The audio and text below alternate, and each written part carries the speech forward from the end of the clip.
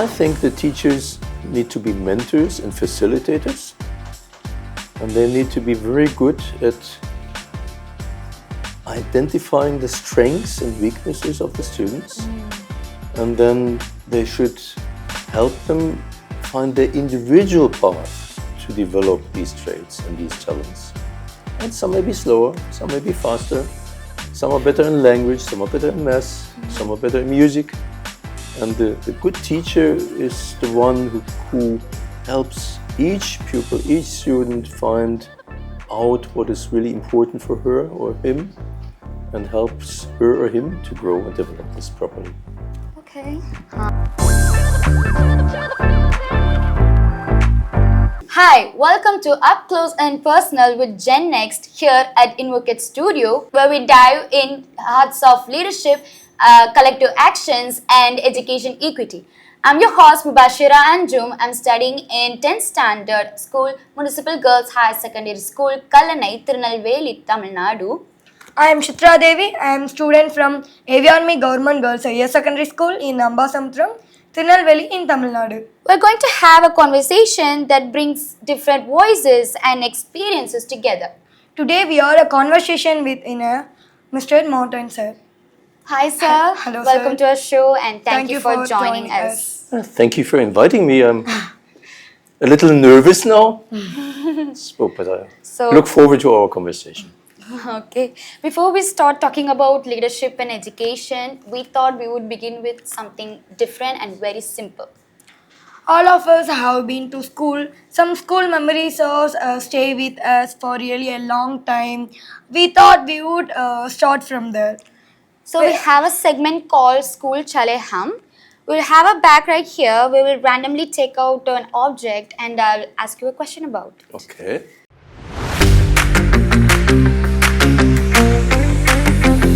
That's innovative. Okay, these are the things that we have used in our school days, and we are curious to know what they mean to you now when you're no longer in school. Okay. So can we start? May I ask questions? Go ahead. First, I had a report card. When you got in your report card in school, Yes. what did it mean to you then? Well, in Germany we get report cards twice a year. And the report cards will show the grade for every subject.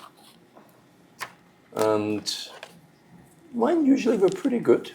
So I was usually very happy on those days. So it was not a problem. Okay, next up is notebooks. Oh, okay. Okay, do your notebooks captures only notes or memories? I have not kept any of my notebooks. So they all got lost over time. But I remember that for a while I kept certain notebooks of certain subjects which interested me most and would glance through them. So they were nice memories. And they reinforced the learning, of course, because later I read it again. And so this was a happy memory. So then I have a school lunch box. What do you remember most about your school lunch box? The friends, the foods, the conversations around it. See, in the days when I went to school in Germany, there was no lunchtime. Oh. We did not get a midday meal. School closed early at 1 o'clock, so my mother would cook at home for us. But we had a small bread box for sort of snacks in the morning, in the morning break. And my mother would take the best bread and the best cheese or salami or whatever, and so we liked what she had prepared for us. And usually there was also some apple or some other piece of fruit. Do you love your mother's food? Yes. Who doesn't? Yeah. Okay, and next up, markers and pen. Okay, if you had a chance to write a message to your younger self, what would it be with this pen? Well, I would remind the little boy that going to school is a right but also a privilege. And that in school it's important to learn, but it's also important to make friends and to build a personality.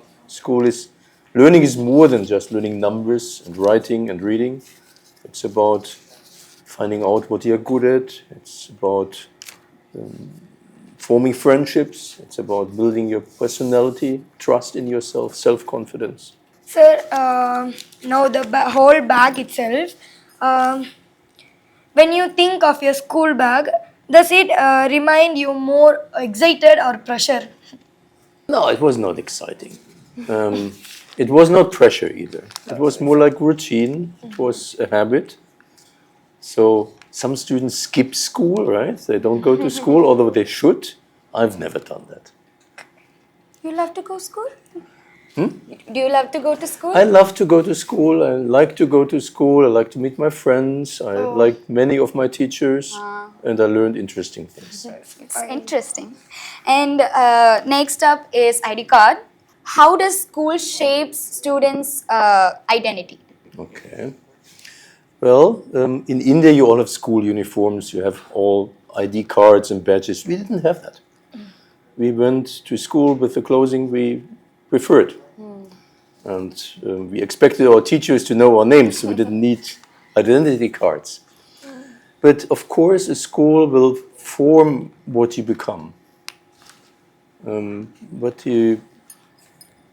I was fortunate by having mentors in my school. Some of my teachers became much more than teachers. They were pointing out which areas I needed to develop. They were challenging me in areas which I needed to grow. They would even criticize me when I did things which they thought I should change.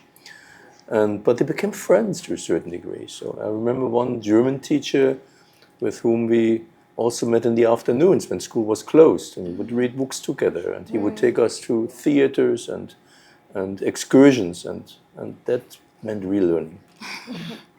Okay, and do you think school success should be measured by marks?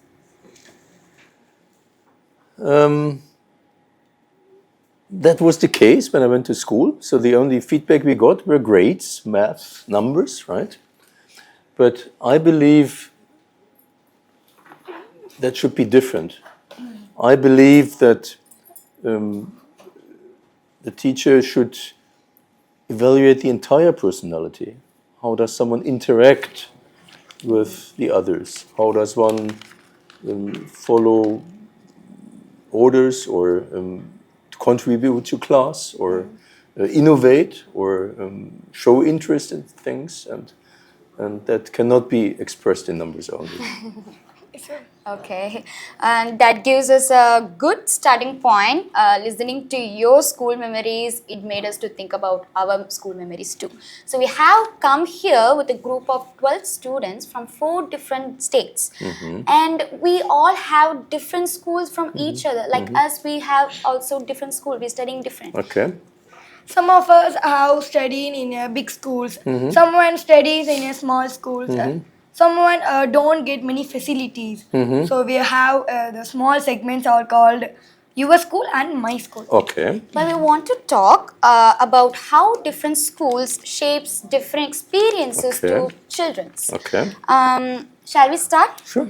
Okay. What was your school like when you were in our age? At your age, I was already in what we call gymnasium.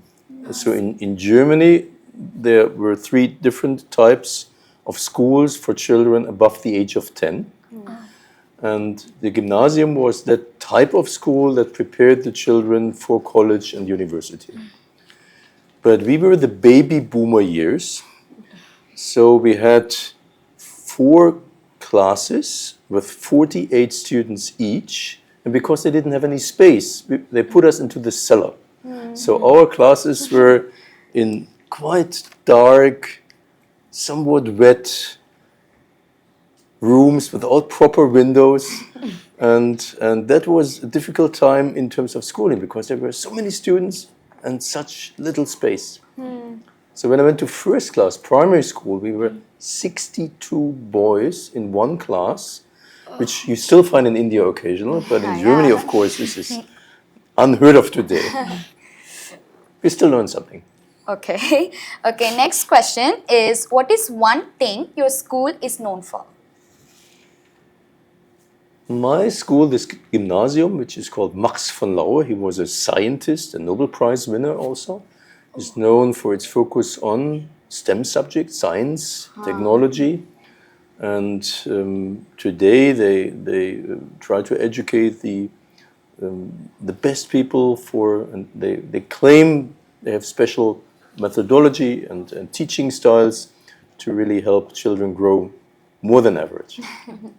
Sir, what is one difference between different types of schools that you feel is most unfair? Well, if you walk around India, for example, there are some schools which are really well equipped. They have computers and they have laboratories and they have halls for sports and athletics. And then you go to some village and you find something where there is just a dirt floor and maybe no windows and no equipment and no learning material. That's really unfair.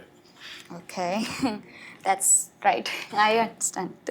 Okay, next is, when children study in different schools, how does it affect their confidence?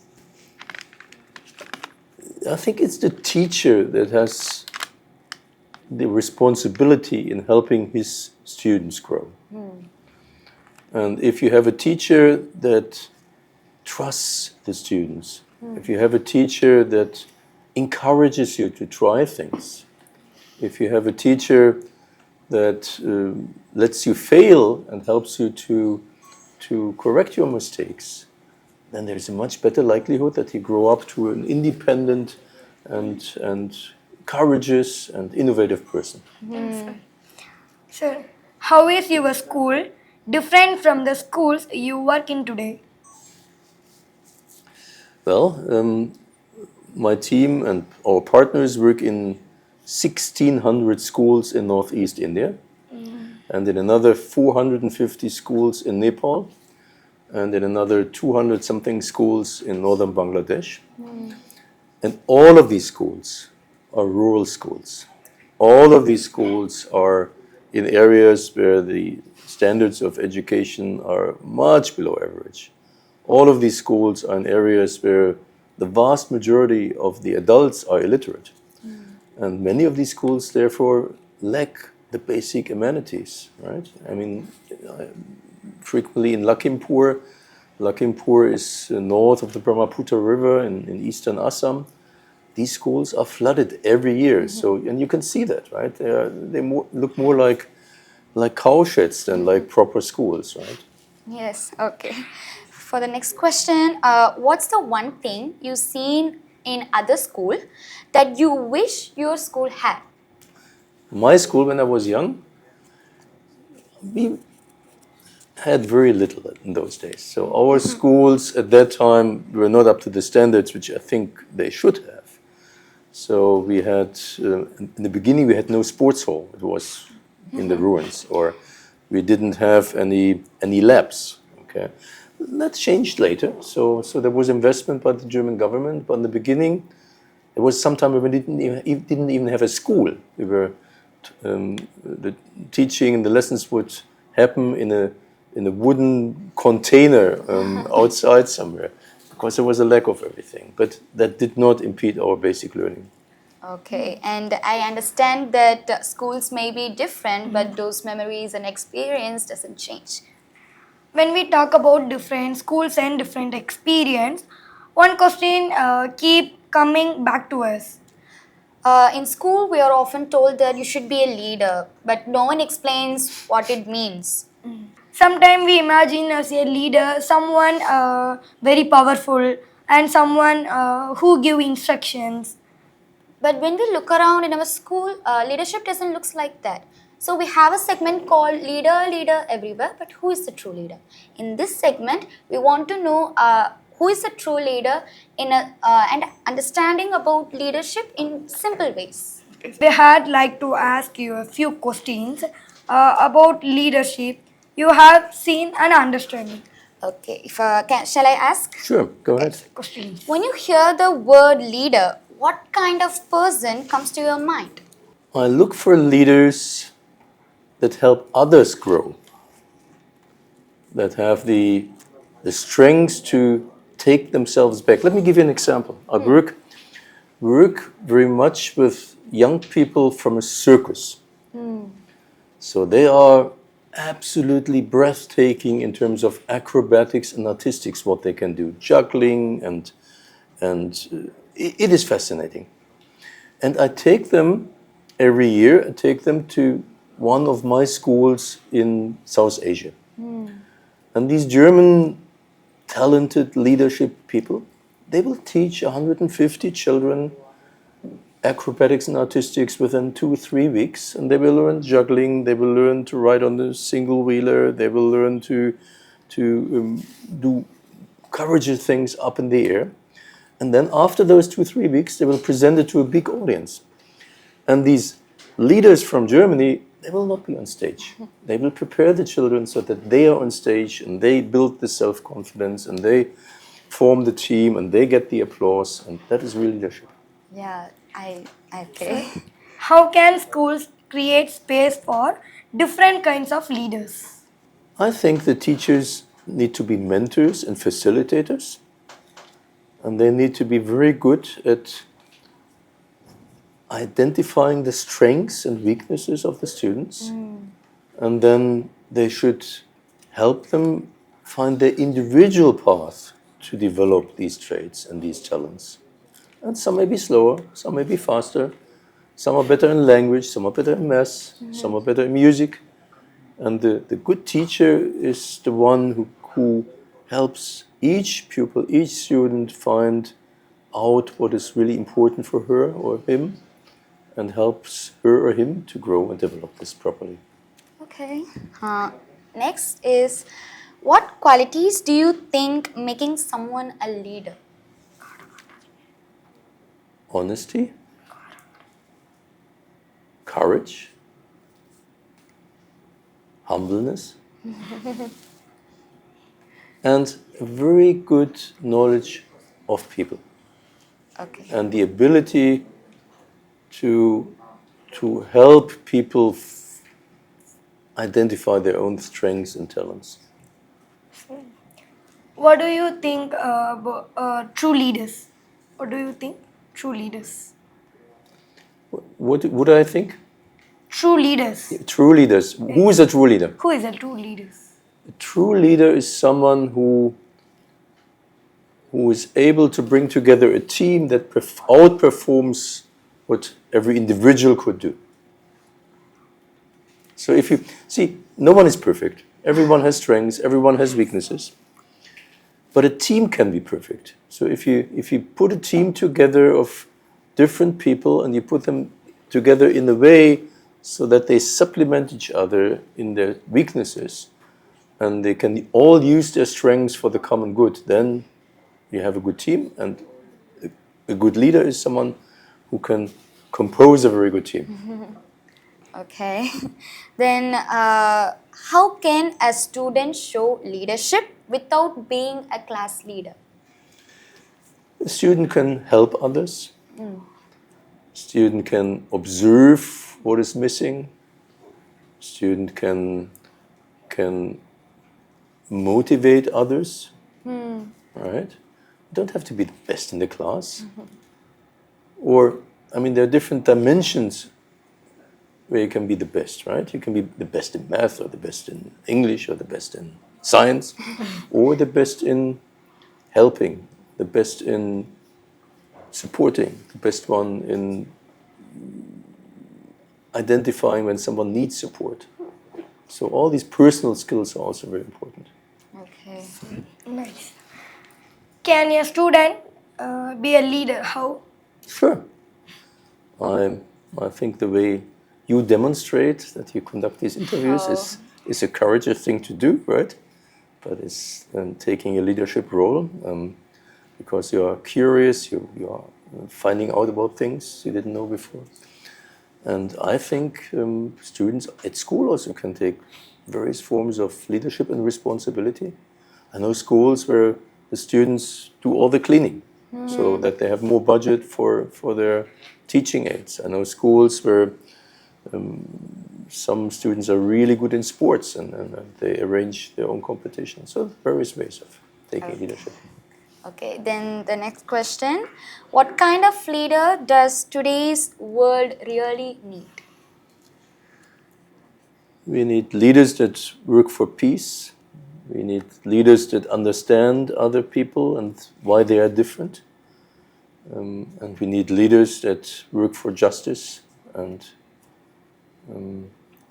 understand that fighting each other is not a solution to the world's problems. Okay. In this segment, I understand that leader doesn't create followers. They do create leaders and they follow them. Okay, hold on to that thought as we go into the next round. So we've been talking about schools, differences and leadership and hearing your thoughts and ideas. It was very interesting and let's go to the next part. But we also believe that school is not only about serious conversations. And it also about small moments, funny memories we all had in our age. So we have a segment called Jaldi Batao. It means rapid fire. Okay. We could ask questions, you could answer in a simple word or in a sentence. You don't need to think too much. Whatever comes into your mind, you can say that. Spontaneous. Yeah. So let's begin. Following questions will be like based on your school memories. On my school memories. Okay, now I get it. Sorry. Sorry for her. Okay. So, your favorite school subject? Math. Math. Why? I was good at it. Okay. Dream job as a child? Pilot. Pilot. Okay. One teacher you still remember fondly? Yeah, my German teacher from 10th class. Group study or solo study? Group study. Your favorite school lunch? We didn't have lunch. Okay. Morning classes or evening classes? Morning classes. Morning assembly or games period? Games, of course, but we don't have morning assemblies in Germany. Oh, okay. So we had games. Early success or slow growth? Slow growth. One school rule you would remove? We had the president of the students' parliament. Okay. Okay. One word for your journey so far? I was very lucky. Okay. Your Fortunate. best friend in school? Again? Your best friend in school? Yes, I was best friend in school with Dieter. Okay. Speak up or step back? I was more type for speaking up. Okay. Lead from front or support from behind? I was more one leading here. Listening or talking? I'm more talker than the listener. Okay. And one word for today's conversation? Inspiring. Okay, that was very speed and that's Jaldi Bajao. Super quick, super fun, and thank you for your honest answer. And let's pause here and take that in as we come to the end of this conversation. Before we end, what is one message or suggestions you would like to share with children who are listening to this episode? Believe in yourself. You can make your dreams come true if you believe in them strong enough. Okay. And thank you to our wonderful guests to sharing their stories, wisdoms and insights. And thank you to our audience for tuning in. Different voices, different stories, but one shared journey. This is Mubashira. This is Chitra Devi. Signing off. And this was Up Close and Personal with Gen X. See you soon. See Bye. you in the next episode. Thank you. Thank you very much. Thank you, sir. You did a wonderful job.